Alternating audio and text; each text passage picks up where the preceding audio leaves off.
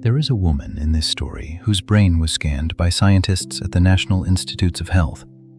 She'd been overweight her whole life. She had been a smoker since she was 16. She'd been in debt for as long as she could remember. And then, in a single moment, she changed one habit, just one. 4 years later, she had quit smoking. She had run a marathon. She had paid off her debts. And the scans showed her brain had physically rewired itself. One habit. That is the entire premise of this book. Hi, and welcome back to the channel. Today I am breaking down The Power of Habit by Charles Duhigg, a book that has sold over 5 million copies and quietly become one of the most important books on human behavior ever written. The reason it matters is simple. Charles Duhigg is a Pulitzer Prize-winning journalist, and he spent years collecting research from neuroscientists, psychologists, and corporate executives. What he found was almost unbelievable. More than 40% of the actions you take every single day are not actual decisions, they are habits. That number stopped me cold the first time I read it. I thought I was someone who chose my mornings, my food, my words, my reactions. Turns out, almost half the time, I was just running a program. And that is the gift of this book. It does not tell you to fight your habits with willpower. It tells you that every habit, good or bad, is built on a loop. And once you can see the loop, you can rewrite it. So today, I'm going to walk you through the 5 ideas that genuinely change how habits work. Not theory, not motivation, a working manual for the part of your brain that has been running your life on autopilot. Idea number 1. The habit loop. Every habit you have, every single one, runs on the exact same 3-step pattern. Cue, routine, reward. Here is what that actually means. A cue is the trigger. It tells your brain to switch into automatic mode. It could be a time of day, a place, an emotion, a sight, a person, or the action that just came before. The routine is the behavior itself, the thing you do, and the reward is what tells your brain this loop is worth remembering. Duhigg tells the story of an MIT neuroscience lab in the 1990s. Researchers were studying rats in a T-shaped maze. Behind one wall, there was a piece of chocolate. When the wall opened with a click, the rats had to figure out how to find it. At first, the rats wandered. Their brains lit up like fireworks. They were thinking. But after about 150 runs, something strange happened. The rats stopped thinking. Their brain activity actually decreased. They had built a habit.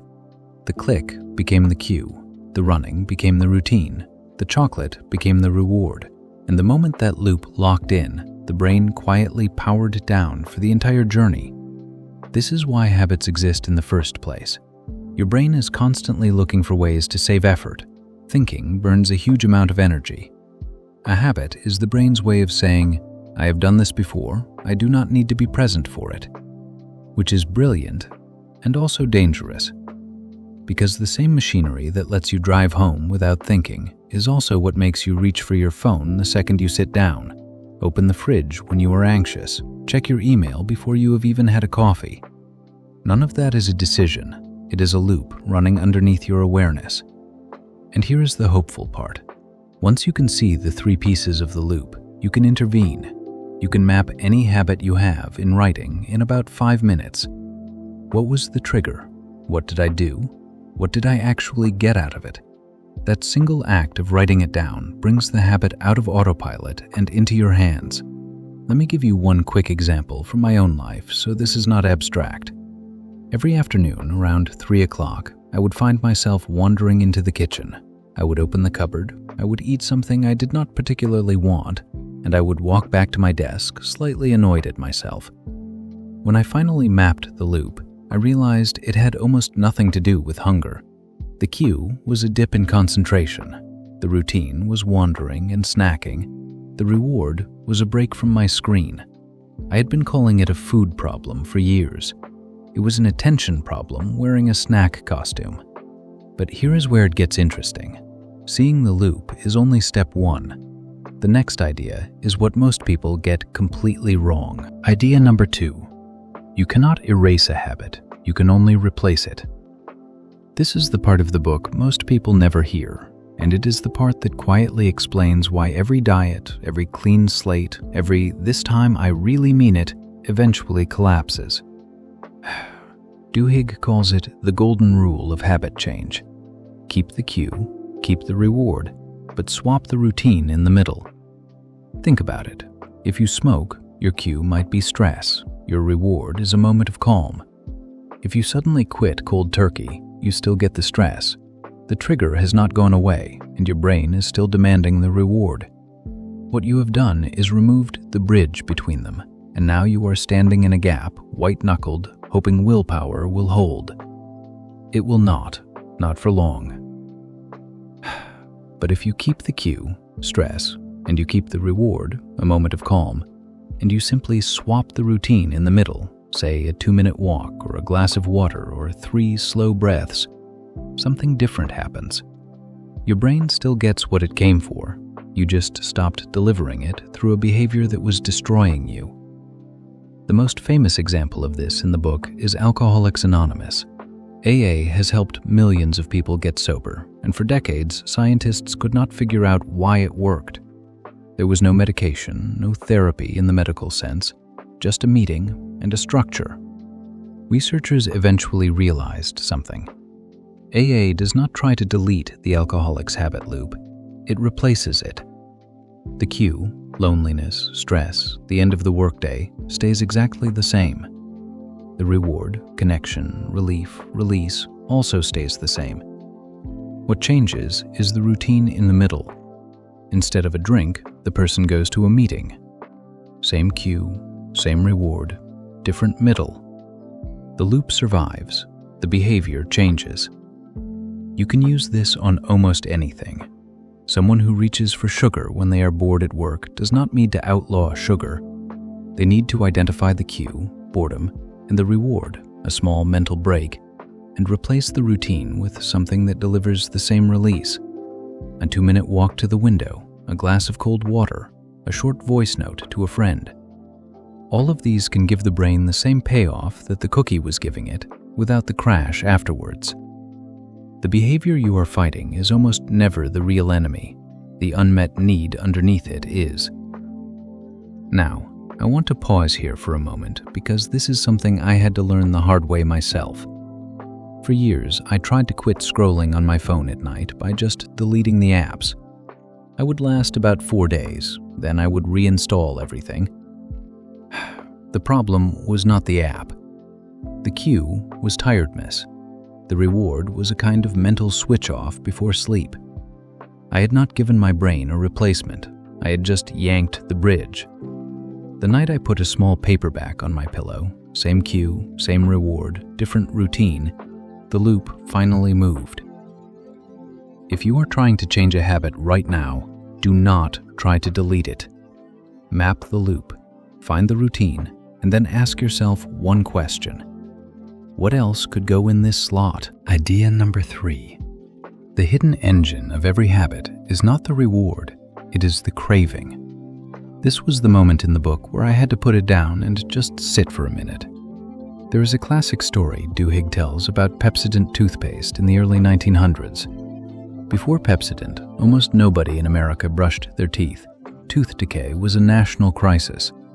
Then, a marketer named Claude Hopkins changed everything. He did not just sell toothpaste, he invented a craving. He advertised the cool, tingling sensation Pepsodent left in your mouth as the feeling of clean teeth, citric acid, and mint oil. That tingle had nothing to do with cleaning, but within 10 years, more than half of Americans brushed their teeth daily. Because they were not brushing for clean teeth, they were chasing the tingle. That is the secret. A habit only takes hold when your brain starts anticipating the reward before it arrives. The craving is what pulls you into the loop, not the reward itself, the wanting of it. You see this everywhere once you know to look for it. The runner who feels miserable until she puts her shoes on. The person who cannot focus until they hear the hiss of their morning coffee machine. The phone that you reach for in your pocket even when it did not buzz. Your brain has learned to crave the reward, and the craving itself feels like need.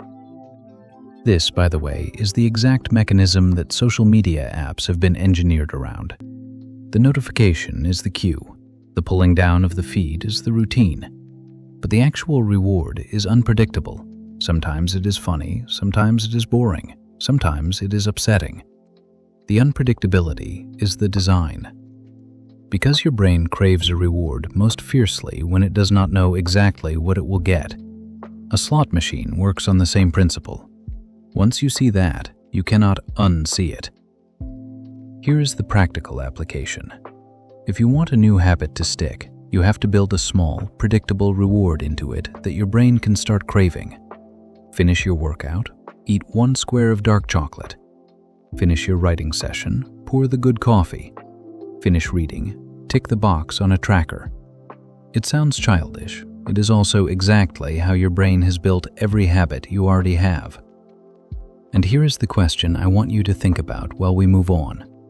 What is one habit in your life right now that you are not actually chasing the reward for, but the craving? Drop your answer in the comments below. I read every single one. Idea number 4. Not all habits are equal. Some habits, when you change them, quietly change everything else. Duhigg calls these keystone habits. A keystone, in architecture, is the single wedge-shaped stone at the top of an arch that holds the entire structure together. Pull it out, the whole thing collapses. Set it in place, the arch supports itself. In your life, a keystone habit is one that does not just change itself, it triggers a chain reaction across habits you were not even trying to change. The classic example in the book is exercise. People who start exercising regularly, even just once a week, often, without trying, start eating better. They sleep more deeply. They use their credit cards less. They are more patient with their families. They report feeling more in control of their lives. Nobody told them to do any of that. One habit pulled the rest along with it. Duhigg also tells the story of a weight loss study that initially looked like a complete failure. Researchers asked participants to make one change, just one. They were told to keep a food journal, write down everything they ate every day. No diet plan, no exercise rules, just the journal. What happened was remarkable. The act of writing it down made people aware of patterns they had been blind to for years. They started planning meals. They noticed they snacked most on Wednesdays. They cut back without being told to. The journal was the keystone. Everything else followed it on its own. Another keystone habit Duhigg highlights is something almost embarrassing in how simple it is: making your bed in the morning. Research has actually linked this small act to better productivity, a greater sense of well-being, and stronger skills at sticking to a budget. Making your bed does not cause those things directly. What it does is start your day with a tiny win, a small piece of order, and a quiet message to yourself: I am the kind of person who follows through. That self-image leaks into everything else. Now, here's the practical part. If you are trying to improve your life and you do not know where to start, do not start with the most obvious habit. Start with the one that has the longest shadow. For most people, the strongest candidates are consistent sleep, some form of daily movement, writing things down, and a brief morning routine that gives you one act of order before the world starts pulling at you. Pick one, just one, and then watch what else, quietly, starts to shift around it. Idea number 5. This is, in my opinion, the most underrated idea in the book, and it is the one part most summaries leave out: belief. Duhigg tells the story of a Mexican-American man named Travis, who at 23 years old was working as a Starbucks manager. His childhood had been chaotic. His parents struggled with addiction. By his teens, he had been kicked out of 2 schools and could not hold a job because he would explode at customers, walk out, and not come back. Then he was hired at Starbucks. Starbucks does something unusual. They explicitly teach their employees self-discipline as a series of habits. What to do when a customer yells, what to say when something goes wrong, the exact sentence to use when you feel your temper rising.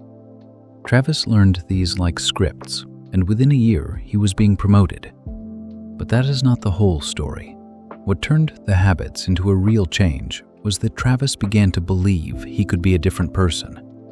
That belief did not come from inside him alone. It came from being surrounded by people who already believed it of him. This is the part the research confirms over and over. The habits you build will hold under good conditions, but under stress, under crisis, when life punches you, they will only survive if you genuinely believe change is possible. And the easiest way to grow that belief, by far, is to be around even one other person who already has it. This is why Alcoholics Anonymous works. It is not just the routine swap. It is the room full of people whose presence quietly says, "This is possible. I am proof." You can use this on a much smaller scale than rehab. If you want to read more, you do not need a book club. You just need one person in your life who already reads and who you check in with on a Sunday. If you want to start running, you do not need a coach. You just need one friend, even a casual one, who runs already and who you can mention it to. Their belief in the possibility becomes scaffolding for yours. When your willpower wavers on a Tuesday morning at 6 a.m., the thing that gets your feet on the floor is not strength. It is the quiet awareness that someone else has already done this and is, in some small way, expecting it of you. And here, I have to be honest with you about something, because I would not be doing my job if I did not mention it. The Power of Habit is a brilliant book, but it gets one thing slightly wrong in my view. It can leave you with the feeling that habit change is a kind of clean engineering project. Map the loop, swap the routine, done. Real life is messier than that. You will fall off. You will rebuild. The loop will fight back. What gets you through the falling off every time is the belief that you are still becoming the person you want to be, even on the day you failed at it. That is the part the book gestures at, but does not maim strongly enough. So I will name it for you now. Identity is the most important habit you build. So, with all of that said, if you remember nothing else from this entire video, remember this. Pick one habit you want to change. One. Not three, not your whole life. One. For the next 3 days, do not try to change it at all. Just watch it. Each time it happens, write down 3 things. What was happening just before? That is the cue. What did you actually do? That is the routine. And what did you feel afterwards? That is the reward. I want you to pause this video for a moment right now. Pick the habit. Just pick it. Write it down somewhere you will see it tonight. Because here is the truth Duhigg buries inside this book. You cannot change a loop you have never actually seen. Most people spend years fighting habits they do not even understand. 3 days of honest watching will teach you more than 3 years of willpower. And once you can see the loop, you do not need to be stronger. You just need to swap one piece in the middle. If this gave you even one thing worth trying, do me a favor. Do not just feel motivated and move on. Pick the habit. Watch it for 3 days. That is your homework. If you found this useful, please subscribe. I break down one powerful book like this every single week, and I keep it calm, clear, and actually usable. No fluff, no shouting, just the ideas that matter and one thing you can do with them. And if you want to go deeper on this, my next video is on Deep Work by Cal Newport, which picks up exactly where this one leaves off. Habits get you to your desk. Deep work decides what happens once you are there. Until then, big ideas, simple words, real life. Take care of yourself.